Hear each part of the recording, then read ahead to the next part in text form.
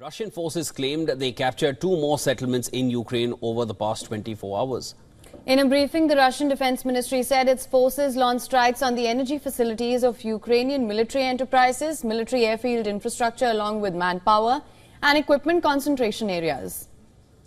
The ministry said its air defenses shot down dozens of unmanned aerial vehicles of the Ukrainian Air Force over the past day. Russian troops also continue to strike Ukrainian manpower and equipment in the western region of Kursk.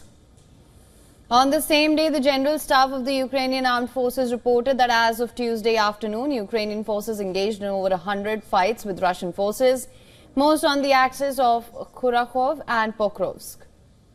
Meanwhile, in a significant development underscoring manpower shortages of the Ukrainian army, U.S. Secretary of State Antony Blinken said that Ukraine has to decide on further mobilization of troops in its war against the Russian invasion. Blinken made these comments after a 2-day meeting with the foreign ministers of the NATO alliance in Brussels.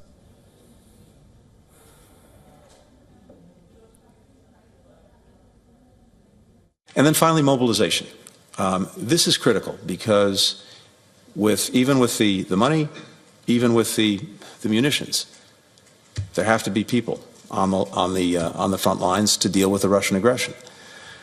Ukraine has hard decisions to make about further mobilization, but these are necessary decisions. We have a commitment, though, for every person, every soldier that Ukraine mobilizes. We're committed to making sure that they have the training and the equipment they need to effectively defend the country. And for more on this, our correspondent Susan Tehrani has sent us this report from New York. Listen to this. On Wednesday, the United States, as December's president of the United Nations Security Council, convened a critical briefing on Ukraine, focusing on the devastating impact on children.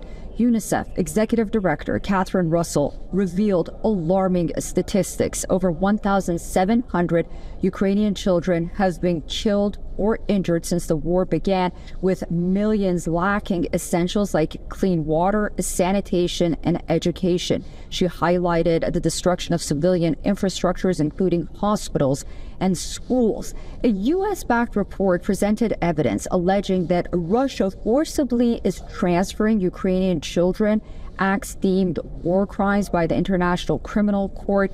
President Biden has approved an additional $10 billion in military and humanitarian aid. According to the U.S., this is to support, quote-unquote, Ukraine's resilience during the ongoing conflict. But the meeting leaves a critical question for the international community to answer. How can we ensure the protection of Ukraine's most vulnerable while pushing for a sustainable path for peace? Susan Tehrani reporting from New York for WION World This Way.